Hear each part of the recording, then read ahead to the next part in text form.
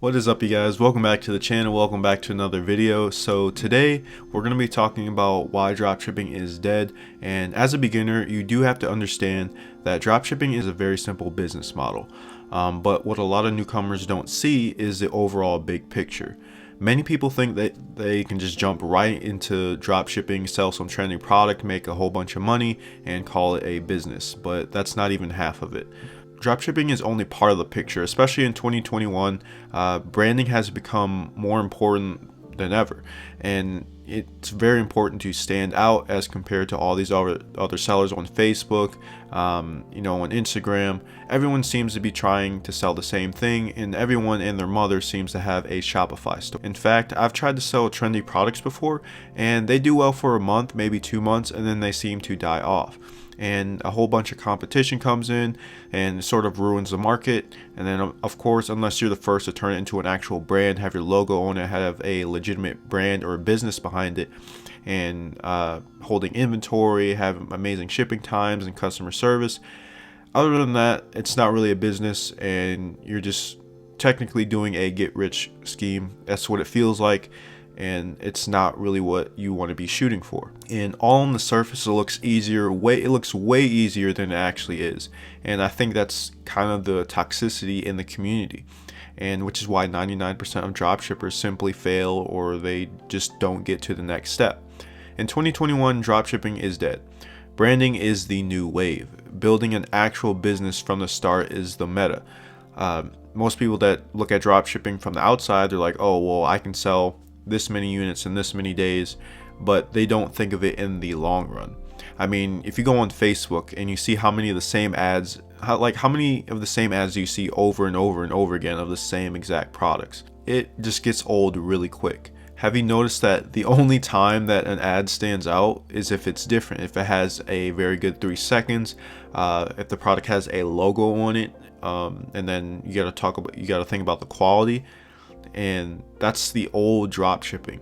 The new is creating an actual identity or personality in your business or for yourself, like Manscaped, Dr. Squatch, brands just like that. And then not to mention all the different Facebook bans that they're doing, like especially in 2020, people are getting banned left and right for no reason. People have yet to even get their accounts back, and it seems like Facebook is soon to being dying out within the next couple of years, and that's in my opinion, especially with iOS 14 coming out.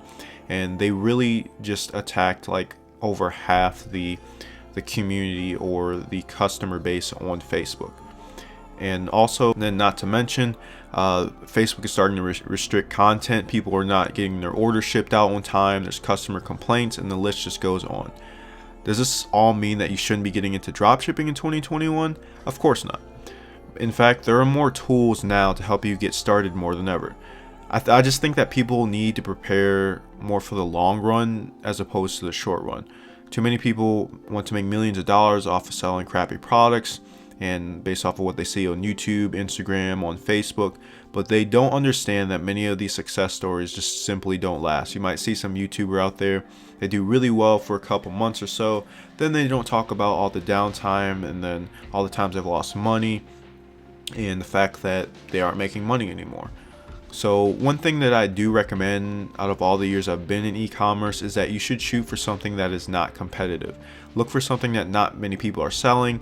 You should be branding it, make it yours, and establish yourself. Too many people try to sell the exact same thing. I mean, it just never lasts. And you need to find your own market, your own niche, and this is essentially where the most money will be made. And you have to be a pioneer, and that's where I found the best success for myself.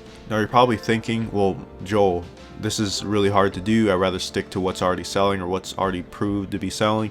The thing is, it's actually easier than you might think when it comes to picking a product, and I think that a lot of people just overthink it. And if you know exactly what I mean by branding, what most of you are probably scared of is the fact that there are millions of different products that you can literally sell. There's, coffee mugs, there's clothing, posture correctors, the list just goes on. And however, there are just generally 3 things that you want to ask yourself when you're choosing a product. And if the product doesn't match this specific criteria, the chances of it doing well is very low. And there's actually different ways that you can test this out, and there's 3 different questions you need to be asking yourself. And the first one is do people need it? And this is very important, because if you're trying to sell something that's trending that people don't really need, you got to understand that people are buying on Facebook or Instagram or any of these platforms. A lot of people are just buying based off of impulse. Like, they see something like, oh, well, that's cool, so I'm just going to buy it. And I get it. It can be obvious, what sells on Facebook based off of the billion other people selling the same thing. But most of these brands, quote unquote, they disappear within a couple months, and that's very noticeable. We are in this for the long run. You have to understand that. And if you want to outsell anyone, with the highest chance of success is to brand well. You have to focus on the branding of the overall product. And when I talk about congruency with your product, your website, and then also your ads, you need to sell something that people actually need, or something that would make their lives easier. And you can take the posture corrector as an example. And people made millions and millions of dollars off of that. And why?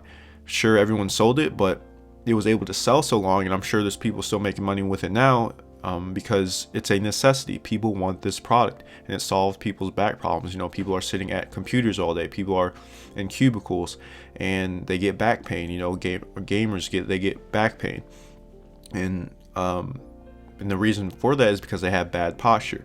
And when people see those videos, they're like, oh, well, that's me, that applies to me, so I'm going to go ahead and buy this product so it can make my life easier, so I don't have any back pain anymore, and so my posture is corrected. So when you're able to find something that offers a solution to a common problem, that's when you're in the right place. And the second question that you need to be asking yourself is it widely marketable? This is a big factor, I'd say, in 99% of cases. And when I say widely marketable, this can really be, expanded on. Like, generally, you want to shoot for something that'll sell in a wide market, or that has expansive demand, or in other words, has its own niche or consistent ecosystem of potential customers coming in. Like mountain biking, photography, or even as broad as yoga pants and phone chargers, stuff like that. But you want to identify that there's an actual market for it, that there's actually enough people that are willing to buy this product on whatever platform you're selling in. So you definitely want to keep that in mind. So number 3 is wow factor. And wow factor is very important because it's what keeps the person's attention as they're watching your ad. And you need to ask yourself, does this product have something that's unique about it? Does this stand out from other products that are like it on the market? And then also, the first 3 seconds of your ad is the most important part of the funnel. And the reason is because that's what keeps the customers engaged and potentially wanting to purchase your product in the end. So an example would be something like showing something surprising or shocking in the beginning, or using phrases like "this has changed everything," or "this will make your life 10 times easier," etc. So really, wow factor comes into play within the first 3 seconds of an ad when it comes to the uniqueness of a product, and then also the surprise factor or the scroll stopper when you are on Facebook. So all in all, dropshipping is a very good business model to get into, especially for people that are trying to get into e-commerce for the first time, or just have little capital in general. However, it doesn't come out to be as easy as everyone makes it sought out to be. And most people think they can just jump into it, make a quick buck, but they just don't understand that it can take as little as 6 months or even a couple years, like me, in order to get where they want to be, or to understand that they need to be in this for the long run. And you need to build a brand, and that's the whole meaning behind this video. So when you get into dropshipping, you have to have a business mindset, and you have to have your customers in mind all the time. And this is because the better you treat your customers, the more sustainable your business will become. And all this comes into play with the product quality, your store, your product uniqueness, and then your shipping times, and then also your ads. So all of that you have to sort of keep in mind when you are getting into dropshipping, and people don't see that. Everything is moving a million miles an hour. You have all these different things to worry about, but it all comes down to how you treat your customers and your overall branding and how these customers perceive your brand. So other than that, I hope you guys enjoy this video and sort of understand where I'm coming from and how dropshipping is a very good business model to get into, but you just don't want to stay in that type of business mindset. So you want to sort of migrate on, or let's say graduate from being a dropshipper into a person that has an actual sustainable business and something that is a brand. So yeah, I hope you guys enjoyed this video. Make sure you like down below and subscribe and comment and let me know what you guys want to see next. But other than that, I will see you guys on Monday.